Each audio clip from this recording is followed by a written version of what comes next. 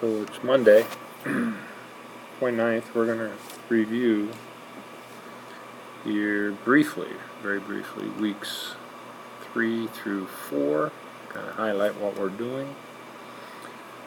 So, and this is NET-225. Still working on static routing, working on labs, and we adapted the labs quite a bit. We reviewed some work from the other class, we had some passwords, and we're looking at right here, we set up a static setup here, and then out to the internet, and we had our LANs connected. Then we added a router here through Ethernet.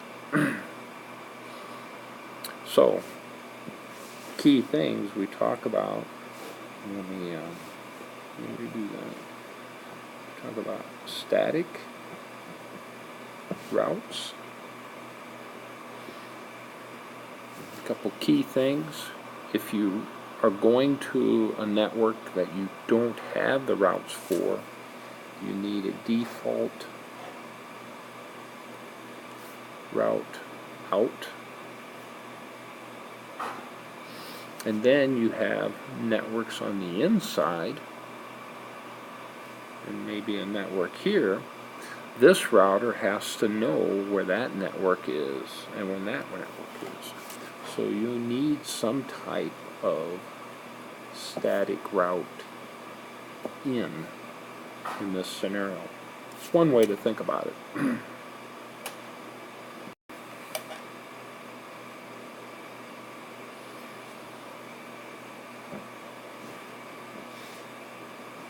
Wednesday, and we're still on week 3-4. We did some more with static, worked on the labs, started talking about dynamic routes, and we worked on adjusting the lab to dynamic routes after static routes. So let's get started here. Dynamic routes. We talked about routing protocols. So we have interior gateway routing protocols. OSPF, EIGRP, RIP version 2. The main ones we're going to talk about. There's also BGP version 4, border gateway protocol, that's used on the internet. We're going to work with IP addresses. We should be able to do static routes, or talk about IP4 and IP6, and then we're going to move to dynamic routes. A routing protocol will configure the routing table with the best path to a location. Okay? If you think about it, the layer 3 of the OSI model, we're looking for best.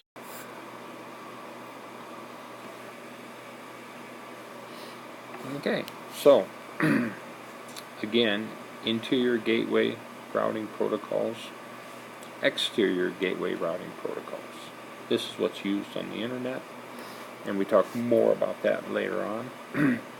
There's also a routing protocol called IS. That is also, it's similar to OSPF, and those are link state. More on that later.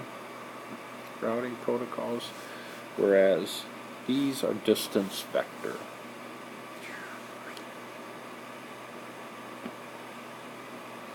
Distance vector routing protocols just look at their neighbors. For example, this router is going to look at its neighbor here and its neighbor here. So it's going to learn everything from its neighbors. Distance vector. Okay, and then of course if all the neighbors share, this neighbor shares here, this neighbor shares here, and here, and here, pretty soon they will know how to get to other networks via their neighbors. Distance vector. Link state we talk about later on.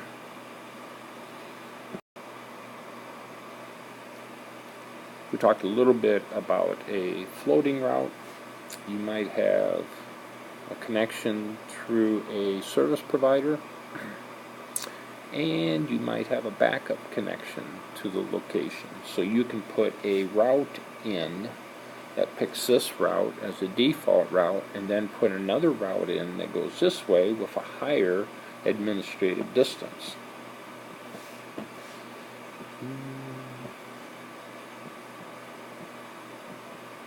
Administrative distance. And you can put that at the end of the route. Connected routes are 0, static routes are 1, and then routing protocols have administrative distances. So if this route goes down, it immediately puts this one in the routing table. Okay. Here we looked at a little bit of routing table. I'm not going to go through all this, but we have the definitions up here, and then you can look and you can see what kind of routes they are here, whether they're connected. You have your default gateway shown here. We have the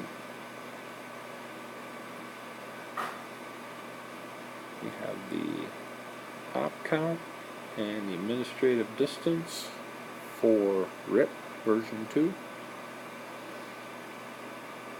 and this route is a subnet of that route. Okay, this was a network we set up. So this is our way out to the internet, multi-layer switch. This is the switch in the classroom. We have a router, and that router is doing network address translation, translating our private to actually it's translating our private addresses in turn to a private address that works on our network here. And then the firewall translates it so that it's a public address when it goes to the internet. So eventually, I'm not going to go through the whole thing, but we configured our network here to connect out to the internet. And in our case here, we used RIP version 2 of routing protocol. We went from being all static routes to letting the routing protocol do the work.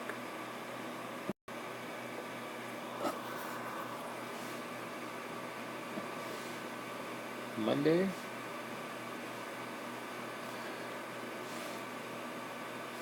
talk about packet tracer. We worked the labs, and we worked IP version 6, and eventually we converted that into the dynamic routing. Let's take it about.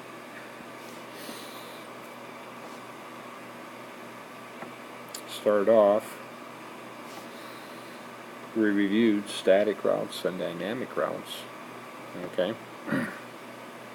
RIP version 2. And we talked about how we would configure router RIP version 2. List our networks, no auto summary. We don't want RIP to summarize our routes based on the IP addressing as we did it. Okay? So, you would have to list all 3 of these networks in your router if you want them advertised for RIP. Once the routers advertise their networks, okay, then the information from this router is shared here and is shared here. The information this router is shared here, and the same thing, this one shares with its neighbors. So, using RIP, this router is going to share that it has this network, and so this router is going to learn of that network and put it in its routing table. This router is going to learn of this network that it can go either this way, which would be the shortest hops, okay, but it also learns that that network exists here. So if this route went away, the routing protocol then could adjust and send it this way. Well, that's a huge advantage of having routing protocols. Here is our explanation of our new IP addressing. So we have our main network, we have the open network, and these function here due to the ability to use VLANs. Start learning about those pretty soon. And then we talked about the firewall, the DMZ area, main network, and then our access out to the internet.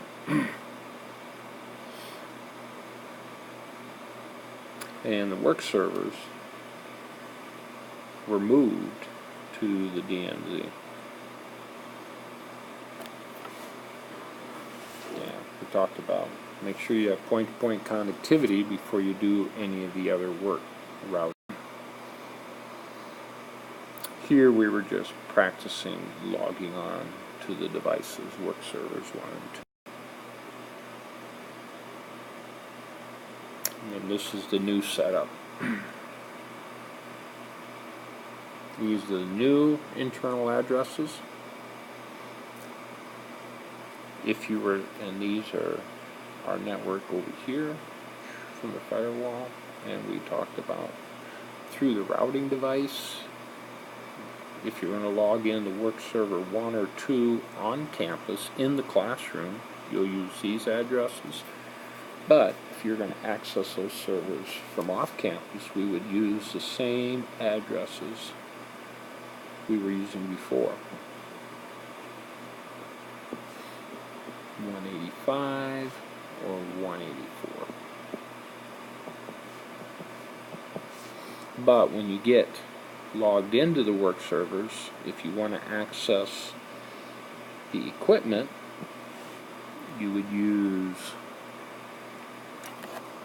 this address from these work servers. Alright. And this was the last network we did. In class, we did IP version 6, and then the students did RIP version 2, and all of these computers were communicating.